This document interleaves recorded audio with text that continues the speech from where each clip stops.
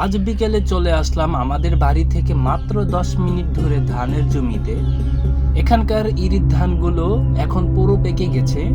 চারপাশে এত অপরূপ সৌন্দর্য। ধানগুলোর রং এখন সোনালী। কমপক্ষে আরো 15 দিন পর এগুলো কাটা যাবে।